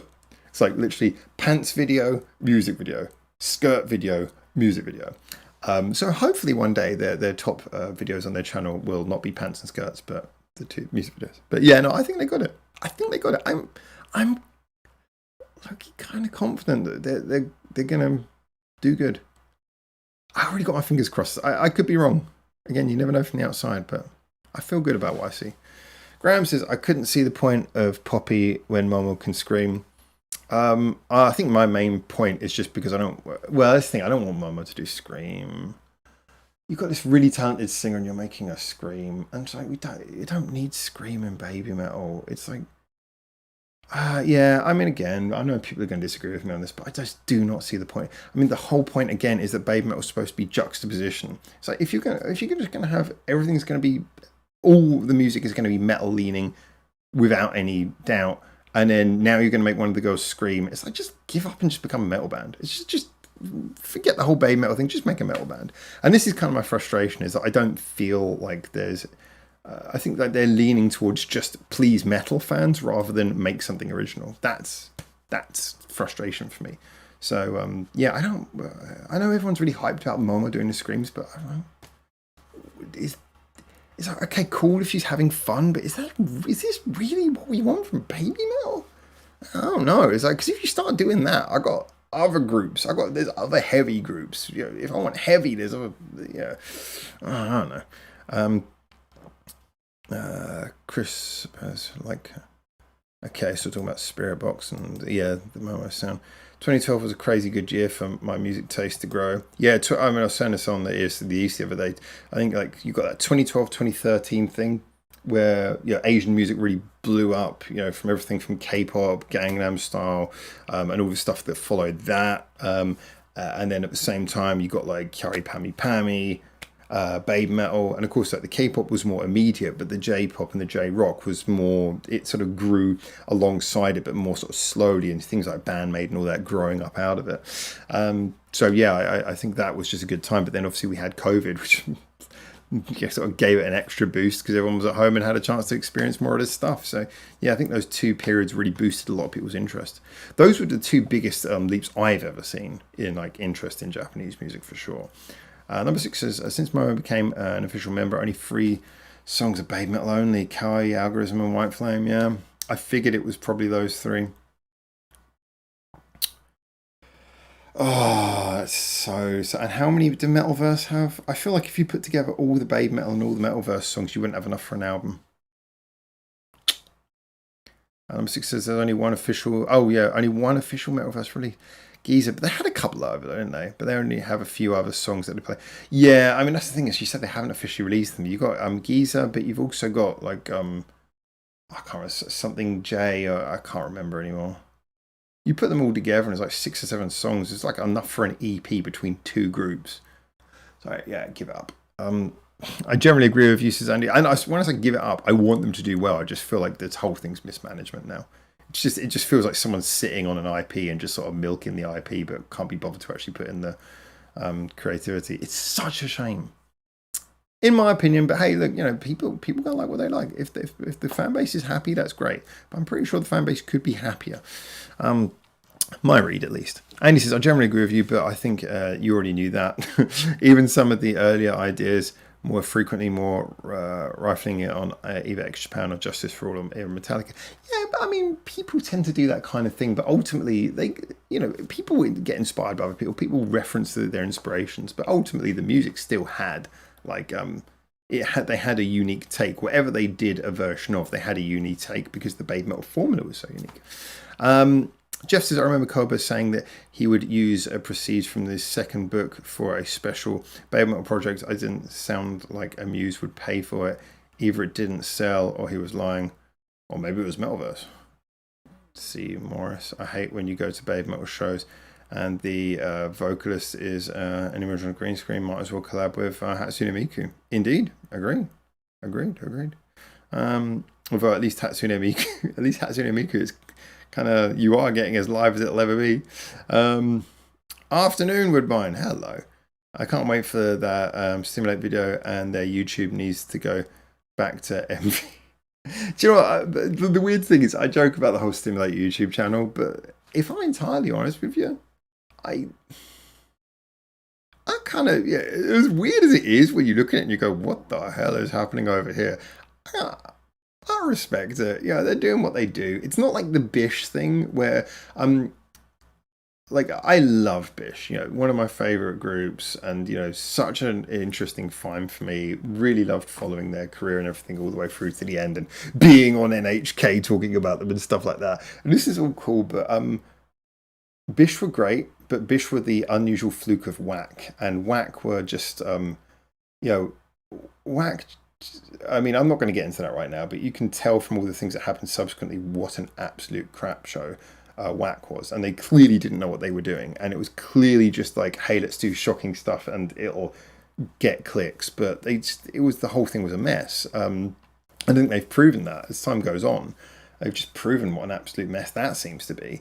And, you know, so I'm looking at these things, I'm thinking about these really great talents are coming out of these kind of projects. But ultimately, you know, I feel like when you see stuff on Whack, it's just like shock for the sake of it. Whereas with the Stimulate videos, it kind of looks more like a bunch of women having a bit of a laugh, doing slightly edgelordy stuff, but they're just kind of having fun. And it never seems like they're just kind of it never seems like they're being used, you know. Whereas with the Whack stuff, a lot of the time it feels like they're just using people. Um, like that whole thing they had recently where they had auditions for a new group and no one passed. It's like it feels like such a Whack thing. Oh, we had an audition, no one passed. It's like, God, all right, drama kid, all right. Oh, so dramatic, no one passed your audition. It's like, yeah, that doesn't sound edgy. I'm sure they want it to sound edgy. It doesn't sound edgy. It just sounds like you didn't properly source your audition or you didn't know what you wanted. So don't tell me that no one passed. Shut up. Or they made former Whack members audition again for their jobs. It's like, this just sounds so tryhard, so edgelord. It's like you were just a teenager sitting in the corner of his room writing sad poetry. You are.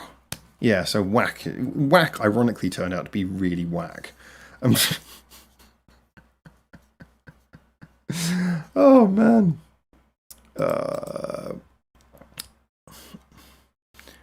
How are you coping in this heat meat? Heat meat? I don't know about my meat. The heat. It's pretty intense, but yeah. It's better. I mean, it's been raining the last few days, so it's better than it was before, but still pretty unpleasant. Don't think Songfree was a collab. Songfree was a collab. Oh, yeah, Songfree was a collab, wasn't it? It was with oh yeah, featurette collab. Where I mean, you can call it either. I don't know if it was counted as a feature or a collab, but it was with that heavy metal group, wasn't it? Roberts has got love for Hatsune Miku. Absolutely, very different type of artist, but love well earned. Oh wow.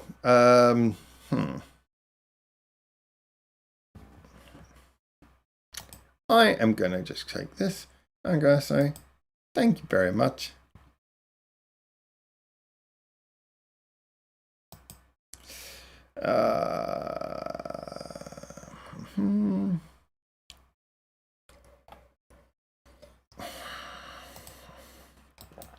Let's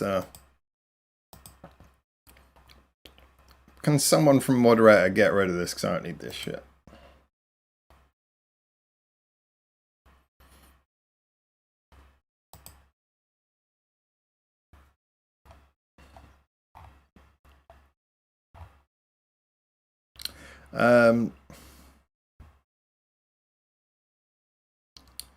Yeah, can we get the moderators out? Yeah. Where are my moderators?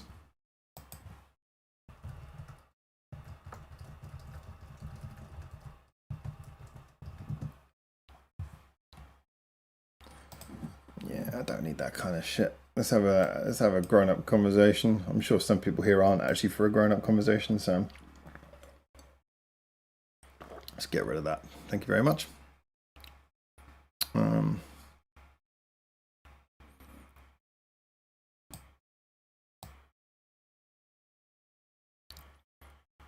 Yeah, I'm going to wait for moderators. I want you to get into this nice and quickly, or I'm just going to close the chat window because, again, I don't want to let this kind of bullshit win, but if people are going to bring this kind of stuff into my chat, can we get them banned?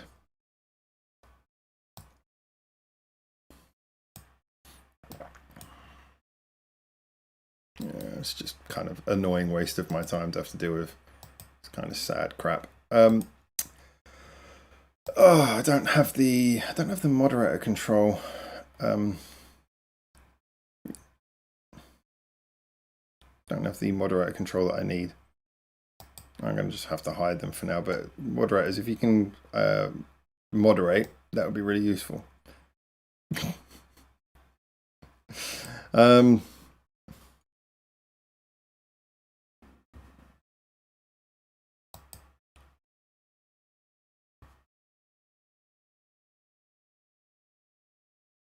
Yeah, all right.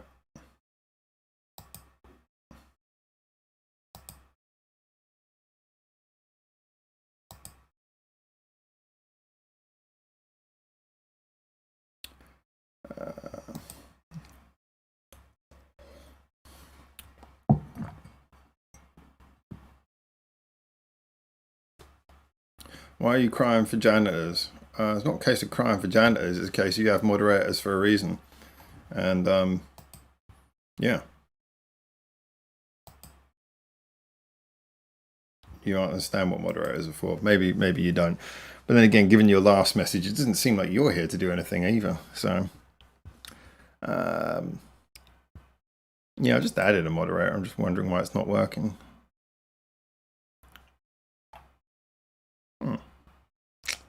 Let's just get this sorted out nice and quickly.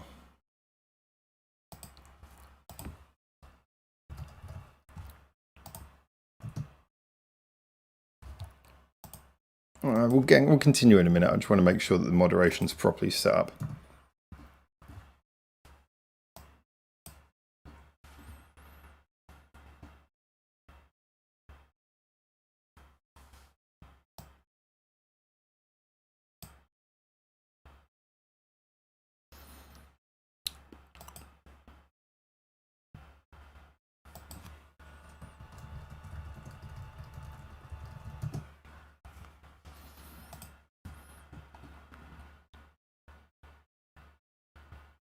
If you don't like the energy, then you can leave.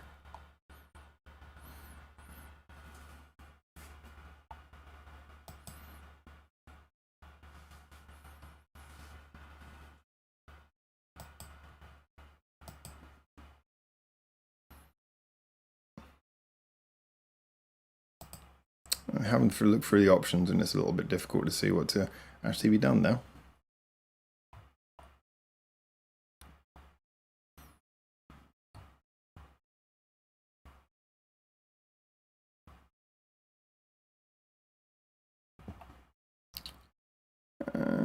Okay, so something's very wrong with the chat system. I mean, like I said, we've had a lot of problems. It's a shame because I wanted to have a nice chat, but we've clearly got people in here who want to give a very different vibe. So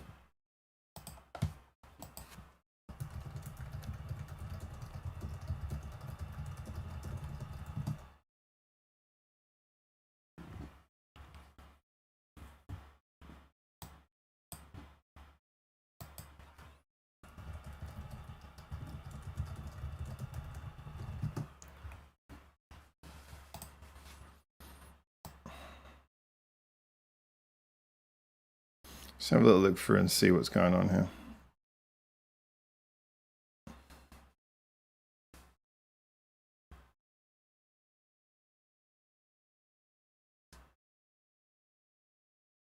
Yeah.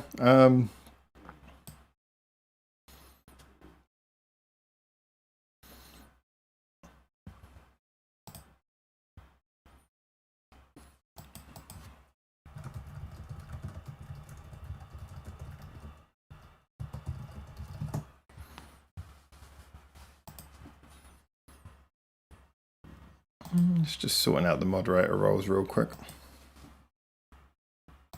There we go.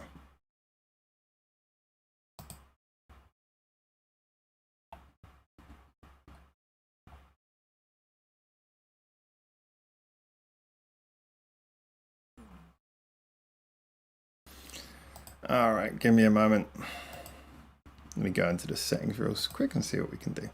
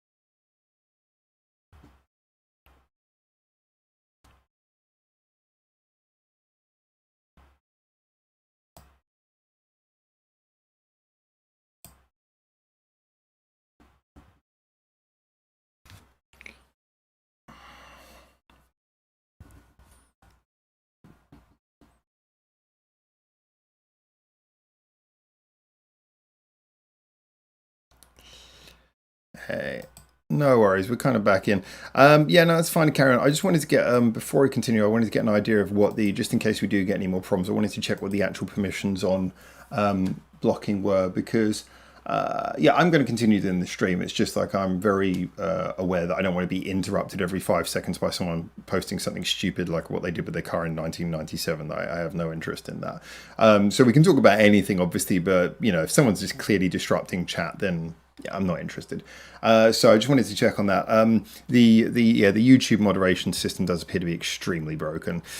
Looking through it, ultimately, yeah, what can I say?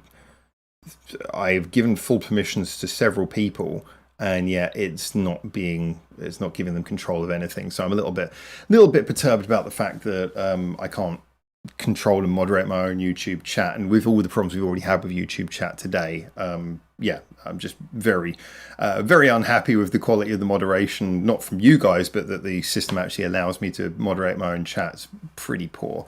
So yeah, we might have to do a little bit of research into why the system is so bad. But for now, thank you to everyone. There's a couple of people in here who should have been upgraded to moderators a long time ago anyway, so at least that happened. Right, I'm going to continue with those two subjects. And thank you, Moto, for bringing up the issue of the Phantom SIITA one. So give me a second. I'm just going to grab my reserve coffees over there. I'm going to go grab that and I'll come back over.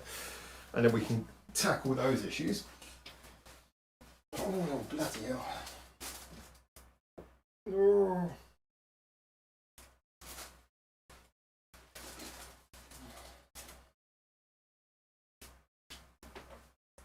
Yeah, because everything's running a little bit late today.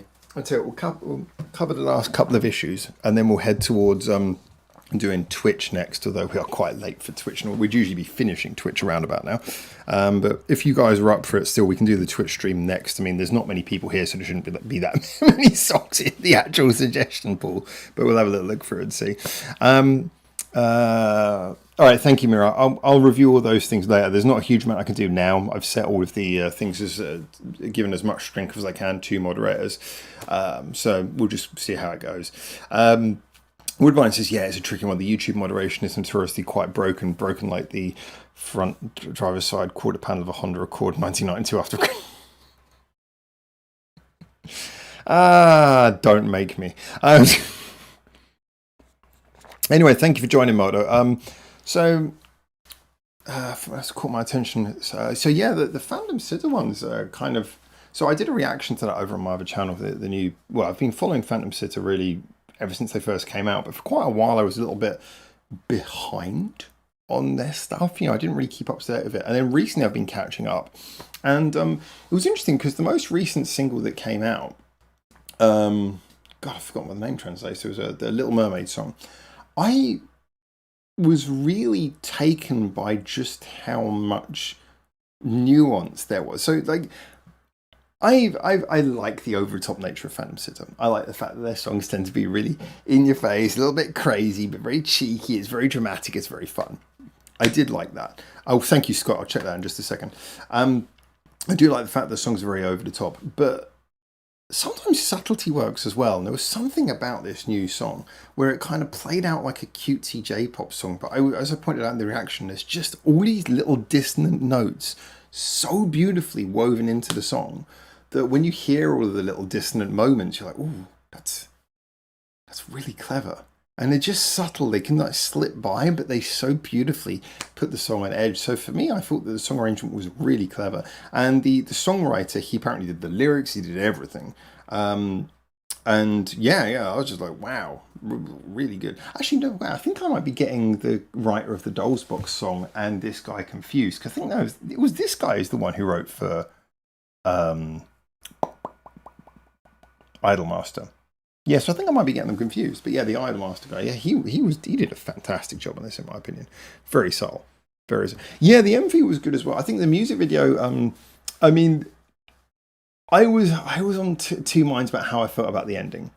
I mean, it was so kind of, it was cool. It was cool, and I like the way it kind of flipped. But by the same token, I was like, for a song that's kind of got this really subtle edge to it, I thought the ending was a little bit just too, okay, standard Phantom SIITA. Oh, they go crazy. Oh, there's blood. Oh, it's horror at the end. I was like, I liked it, but I was like, I felt they could have done something you know how sometimes the most genuinely creepy thing, like with the song, is something that it isn't so in your face. It's just kind of like the, oh, I think I saw it kind of thing. I felt like the video, when it went full horror, it almost lost its impact. It's like, because it went full horror at the end, you just kind of went, oh, okay. It's like, it's not the, oh, it was more the, all right. Because for me, the whole build up was much more like, oh, where's this going? Where's this going? And the eventual payoff was just kind of a bit too obvious for me. So I liked it. It was good because it was charming. They're always good at charming, but I felt like the song could have had a little bit more needle, a little bit more edge. I'm getting edgelord. It was good. It was good though. I just think that they've done so many videos like that where it goes full horror that I felt they could have been. I felt they could have been a bit more subtle with this one, but it's fair enough. It was 80% good, 20%. Again, I think basically all of my opinions go against what most people generally think is the consensus. Edgelord. So you seem to have more people watching this late, or is it just me? This might be all the bots. How many concurrent viewers do we have? 23. That's pretty normal. It's pretty normal.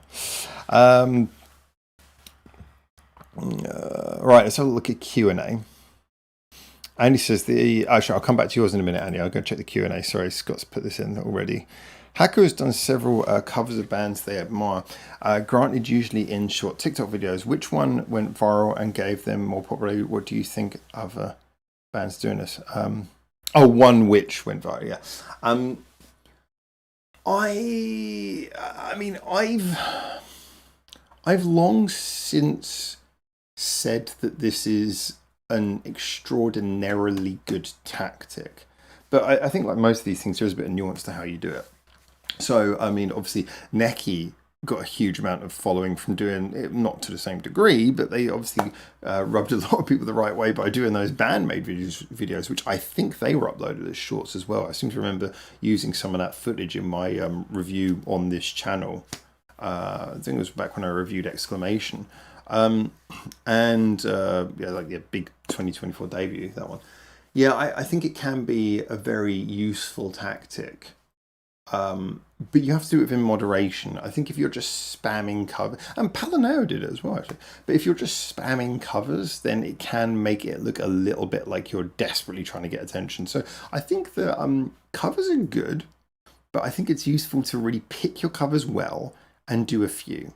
Like if you put out one month, maybe every couple of months, that's good. It kind of spaces it out and it makes people feel like, oh, they genuinely wanted to do this. Whereas if you're putting them out more often than that, then people are going to be more like, oh, are these covers you really want to do, or are you just covering stuff to get people to notice you? And that can also then somewhat supersede when you put out your own original material. People might just think of you as a cover band. So I think it's a good tactic, but you have to be strategic about how you do it. I think you have the version that Haku did, where it's just like you do something and it's a kind of a viral song anyway, and you add an extra charm to it and bam, it bursts. Or you can do something like what Neki did, where it's never going to go viral, but what you do is you pick up and cover a song by a band whose fans you would also like, nay, expect to be your fans too. So it's kind of like a way of saying, look, you guys, you like that band? Well, here's proof that we like them too. So vis-a-vis, you should like us. That's kind of the tactical way of doing it. So I think it's better to do it with the eyes on the Neki strat, because that's more manageable. But the Haku strat, that is definitely the one that if it works, life changed. All right, I'm just going to wrap up the Q&A anyway now. It was a good question, by the way. I'm going to wrap up the Q&A anyway, just because we've got to sort of wrap this up and go over to Twitch fairly soon, as we are like 2 hours late for it now. The BOXX track was written with Mao, who was originally in like... Okay, I think I'm getting the names confused then. So BOXX with the guy called Mao. Basically loved by his extra member, regular collaborator in studio. So that was the one with Mao, and then the other one, which I can't even remember what we were talking about now. I'll work it out later. Thank you, Andy, though. Yeah, my brain. Haku went viral with the Mono no Aware cover. There you go. Ah, my friend's YouTube channel. I get put in time out for the fun of it. They call it the penalty box, hence my screen. I'm not even going to ask why. All right, so the last thing I wanted to, we never got around to this because when I originally did this stream earlier, this was the first thing I talked about. Now it's going to be the last thing I talk about. Caramel Candid, brand new music video. Yeah, I'm so incredibly just energized by it. The director, so the song had already come out, so I've talked about the song before. I think it's a great song. I think it goes in a little bit more of a hectic, slightly hard rock direction for them, which is fun, hearing them lean their chaotic sort of angry, raw tone into something a little bit more hard rock for a change. But apart from that, also being superb, is just the utilization of this music video, which is directed by the same guy who's done most, not all, but most of their music videos. And he's got this fantastic direction style where he just kind of focuses on, from one moment to next. It's not even like you're really seeing them playing. There's moments when you're seeing them playing, but most of what you're seeing is just quick shots of things, quick shots of movement. And I think the reason why that particularly works for me is because that's kind of how I used to direct videos back in the day. And I was thinking to myself, the most common criticism I would get back in the day, we're thinking sort of 15, 20 years ago when I was doing music video direction, the most common criticism I would get was that my music videos had too fast cutting. But for me, it was it's not like doing one of those Born Identity or Taken films where the cutting is annoying because it stops you following the action.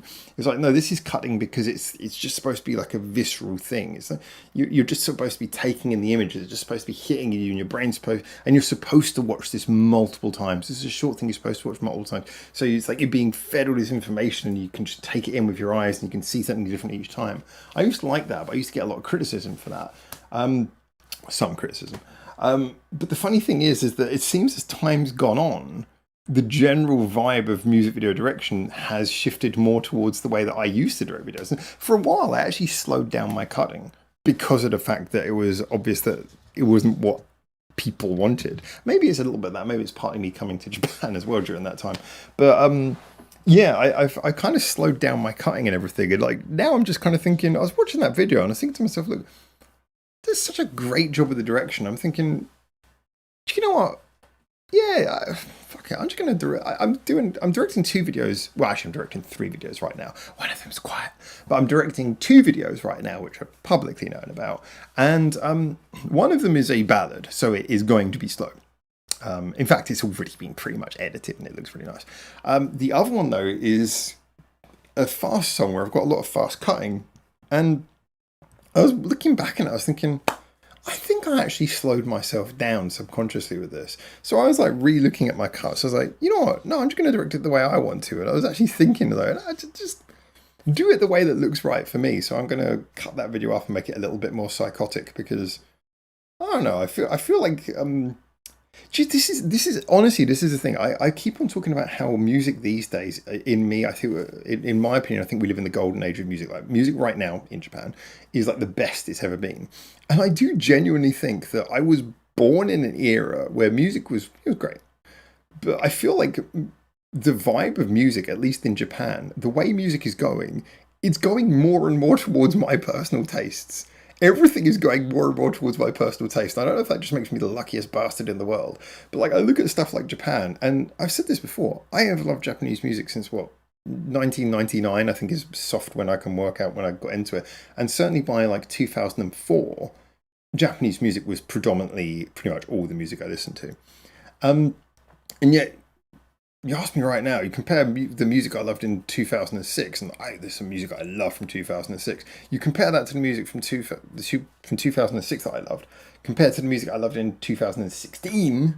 Sorry, that music was much better. Compare it to the music I love now, this music is much better. I just feel like music is getting more and more to my tastes. And music video is probably going to go that way too. And I'm just thinking, yeah, do you know what? I feel like I should be myself more with what I edit, because I feel like my personal, I don't know, everything I put out could end up being shit and everyone could hate it. But I feel like my personal style of like editing and creativity is more in style now than it was when I was young. So I'm like, oh shit, yeah. Do you know what? I should just do things my way. So in a way, I kind of watched it again and it gave me a little bit of a sense of joy seeing that.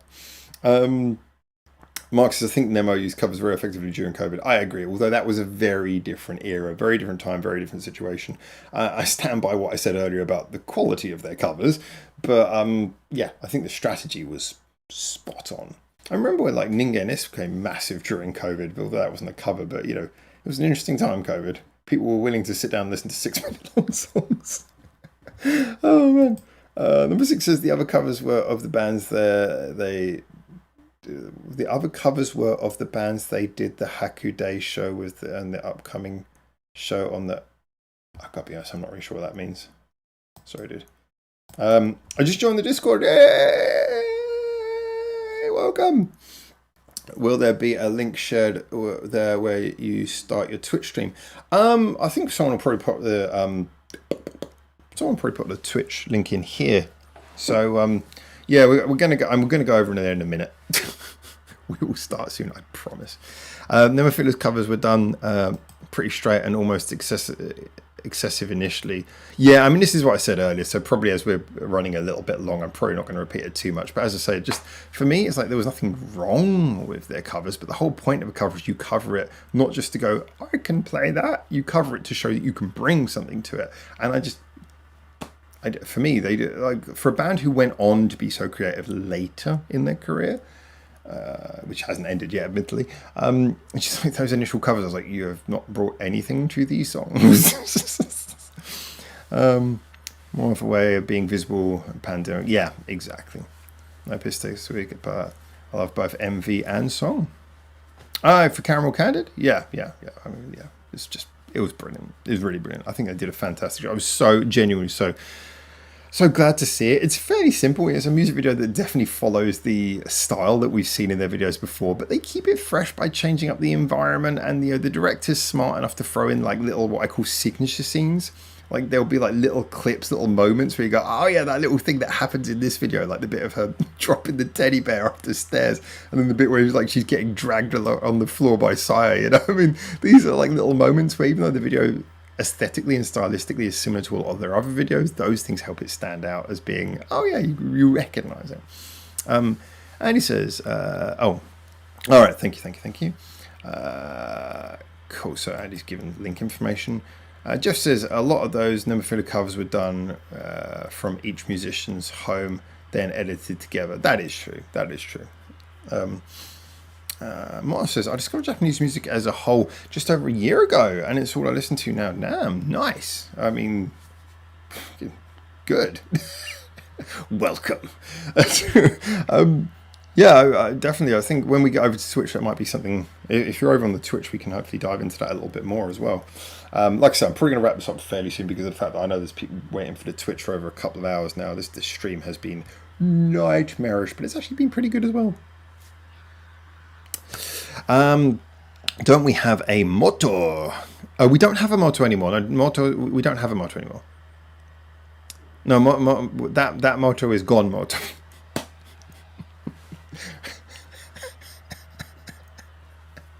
That is former moderator motto who, yeah, we talked about that in, you and I talked about that in Taiwan. I wish him well. Wherever the hell he is. Chris says, have fun hanging out and talking about music. Hope you have a great night. Thank you, Chris. Always good to see you too. Welcome. We have two Jeffs, so we have to differentiate. Well, yeah, we differentiate our Jeffs, but we only have one motto now. We have new motto. Original motto is now gone motto. Now we have new motto. If that motto comes back, he's gonna have to pick a new name because we got a new one. I don't think he's coming back. All right, everyone. It is time to wish you farewell. And you an improved more, yes. All right, everyone, just remember, I'm going to give you that all-important tourist advice just before we go. Remember what to do if you see a train. え、めっちゃ綺麗やん。ここどこ？北海道。やべえ、新幹線だ。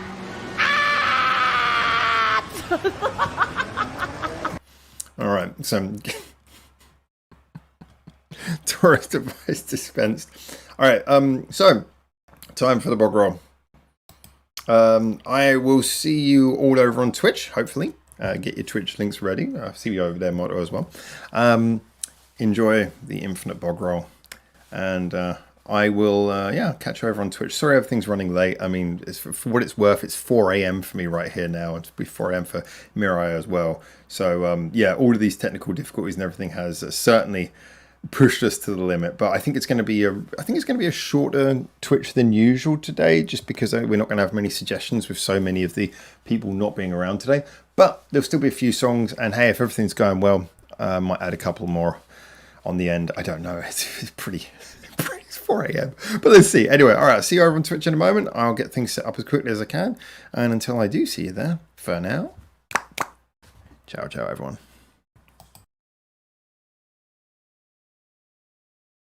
In all seriousness, the paper cup that I'm drinking my coffee from has gone soggy. It's really gross.